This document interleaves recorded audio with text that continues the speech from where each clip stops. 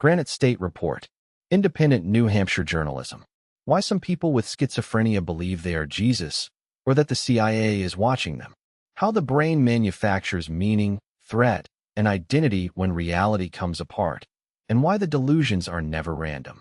By Granite State Report staff. July 18, 2026. Popular culture files schizophrenia under random madness, scrambled thoughts, wild hallucinations, beliefs cut loose from reason. The clinical picture is stranger and more orderly than that.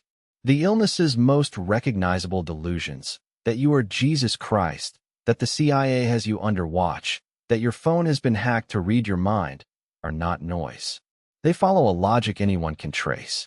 These beliefs are not accidents, and they are not simple failures of reason. They are the brain trying to explain overwhelming internal experiences with the most powerful symbols a culture hands it. Get past the stereotype and into the neuroscience, and what you find is not nonsense. It is meaning-making running without a governor. That distinction matters far beyond the clinic. Schizophrenia affects roughly 1 in 100 people over a lifetime, which in New Hampshire works out to more than 10,000 Granite Staters. How the public understands their beliefs shapes whether they are met with treatment or with fear, and whether a state with a documented mental health bottleneck treats them as sick or as broken. The dopamine problem, when this matters, breaks. Schizophrenia is tied to dysregulated dopamine, especially along the brain's mesolimbic pathway. Dopamine gets mislabeled as a pleasure chemical. Its deeper job is to flag salience, to decide what matters. Every second, the brain filters an enormous load of sensory and internal information. Dopamine tags some of it as important, relevant, worth attention. Working properly, that system lets you lock onto a real threat, a meaningful conversation, a goal worth chasing. In schizophrenia, it misfires. Neutral things, a passing car, a stray thought, a coincidence, get stamped as deeply significant.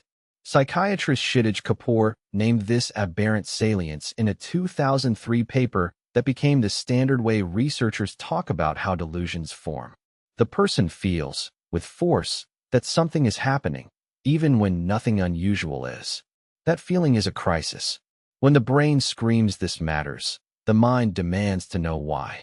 Delusions are explanations, not origins. Here is the point most public discussion misses. Delusions are not where schizophrenia starts. They are the response. First comes the feeling, heightened importance, threat, a sense of cosmic weight. Then comes the story that contains it. If your own thoughts feel unusually powerful or revelatory, the mind reaches for a narrative big enough to hold that intensity. If the room feels hostile and surveilled, the mind looks for an agent capable of producing the dread. The explanation does not create the experience. The experience demands the explanation, which is why arguing straight at a delusion tends to fail. You are attacking the story while leaving untouched the sensation that produced it. Why Jesus? Why the CIA?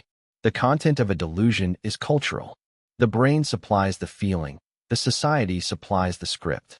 That split is not a metaphor. It is the central finding of a modern research literature, and it holds up in data.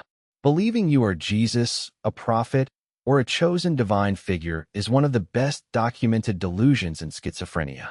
Not because religion causes the illness, but because religious figures are ready-made symbols of ultimate moral authority, world historical significance, and a private line to the truth. When the inside of your head feels revelatory and universe-shaping, Jesus is an efficient container for it. The belief answers a terrifying question: why does everything feel so important? With an answer that fits the size of the feeling. Because I am central to the story. A 2011 review in schizophrenia research by Robin Geering and colleagues at Columbia found that religious themes are common in delusions, and that their specific content tracks the dominant religious framework around the patient. A medieval European was more likely to hear angels and demons. A modern American is more likely to believe he is Jesus, or that he is a target of the intelligence services. Persecution tracks the politics of its era. Paranoia runs on the same engine. If your thoughts feel intrusive, controlled, imposed from outside, the mind hunts for a powerful external source. In contemporary America, Few symbols capture invisible power and total observation better than a secret intelligence agency. Believing the CIA is watching you is stabilizing in the short term because it answers what chaos cannot. Why your thoughts feel monitored, why random events feel coordinated, why you feel perpetually under threat. A hostile watcher still beats a meaningless universe. The historical record backs this up in a way the old textbooks only gestured at.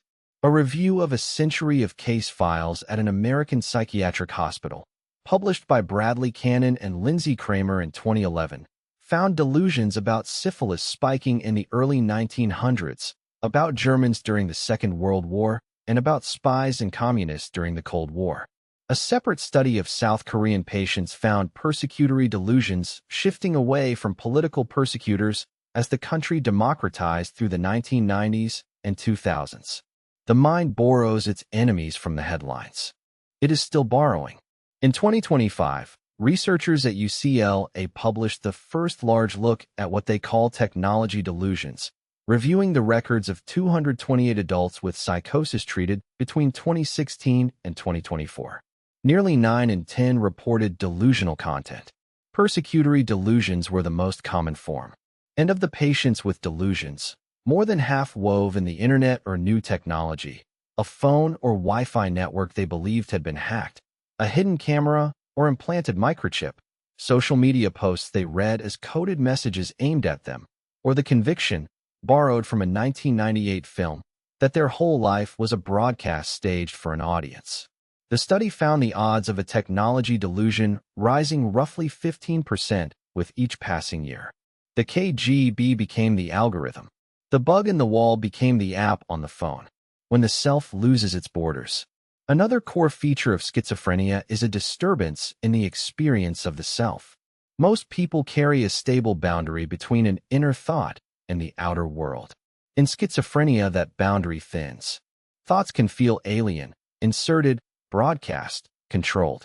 The phenomenologists Louis Sass and Joseph Parnas, in an influential 2003 paper in Schizophrenia Bulletin, called this a disturbance of ipseity, the basic sense of being a self at all. If a thought does not feel like it came from you, then it must have come from somewhere. God, the CIA, aliens, the phone. That is not broken reasoning. It is sound inference from a distorted premise.